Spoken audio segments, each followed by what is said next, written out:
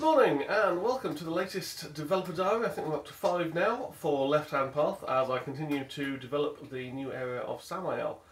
It's all going very well at the moment. I have just played through the entire zone from start to finish for the first time, and as of literally yesterday I have, I think, fixed the last showstopper bug, with the last bug that would mean you literally couldn't progress. Having said that, anytime you say that, there's probably another 5 waiting in the wings.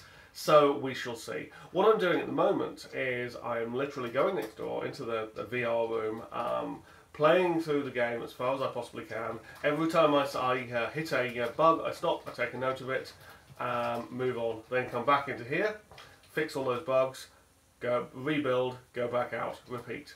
You may be interested to see the bug tracking system I use. As you'd expect for a virtual reality developer, it is a highly technical and sophisticated piece of code. It's this. Sheet of paper, every time I hit a bug, write it down, then subsequently go through, fix the thing and cross it off. As you can see, there have been 1 or 2 of those bugs fixed already, and this is just the latest sheet. When I was doing Gamichkov, I think I ended up with about 50-60 pages of these. Maybe around that amount. So, like I said, the last showstopper bug, which was to do with movement, has been fixed. I am currently wrestling with fog volumes, and so far the single biggest problem I have actually had in the entire zone has been books. The way I used to do books in Gamichkov and Samael and Samael was I would literally just create, so this book, for example, I would literally just create a plane that would sit in front of it invisible until you picked it up, at which point the plane with all the text would magically appear and you'd be able to read it. That worked, but it's quite a pain to have to go through and individually align each and every single plane that's required there. So, and it looks like a job a computer should be able to do. So obviously what I did with Samael was, okay, we need to automate this, particularly because there are a significant amount of story of various kinds in Samael. And I put together a piece of code that would just create this thing automatically, which didn't work. And it hasn't worked in pretty much every conceivable way ever since. We've had the one where it flipped them over so that the text was reversed or invisible depending on how I set up the material. We had the point where it was perfectly creating a plane of text that would intersect the book straight through, which obviously made it a little tricky to read. The latest iteration, following me giving in and actually asking for assistance on a VR developer's Slack group, was the plane that would work perfectly once, and then every time you subsequently pick the book up, would be rotated at a random angle. And if you tried to drop the book and pick it up again so that you could rotate it to read it, it would rotate to a different angle. It's kind of a mini game, but not really the one I want. So job 1 today is to actually sit down with the whiteboard that is behind me.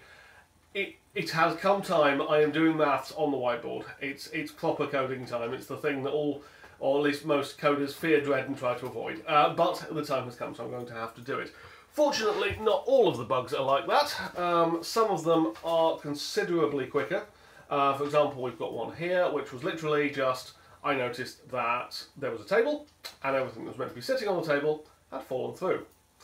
One thing that I tend to do, you'll have noticed with Left Hand Path, is I believe very strongly that any object that looks like it should be interactable, should be interactable. You should be able to pick them up, play with them, even if they have no story relevance whatsoever. This is something I've been seeing a few people commenting about in Wilson's Heart, which is the game that's just come out for the Oculus.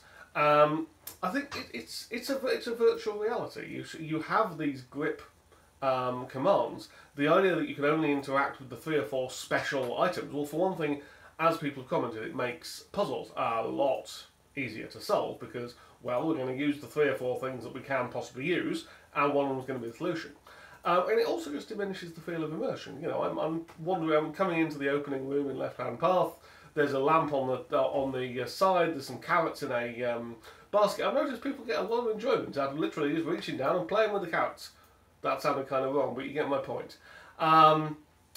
It's about immersion. I think it's one of those areas where VR development is significantly different to game development. So something that I try to do, even if it does mean that I have to subsequently go through about 47 times and fix all the areas where the table didn't work, because they don't automatically. Various other little bugs that I need to fix. There is a monster that likes jumping through walls. That would be cool if it was intentional, but it's not. And sometimes those walls don't have a floor on the other side, and then they just disappear after the level with a disappearing scream. Once again, cool if intentional, but in this case not. We have fog that is misbehaving in just about every conceivable way, and probably a bunch of other minor things. The amount of time I spend finding things that are floating in the air and then dropping them down to the ground is higher than you would expect, and I imagine that when Ian comes into playtest probably next week, he will find 7 million more of those. Fortunately, I have recently installed an add-on which lets me drop them to the ground with just one click, which is much better than having to carefully do it manually. So that's where we're at. It's the find problem, fix problem, repeat stage. Going alright, and I will let you know how things are progressing next week. Cheers.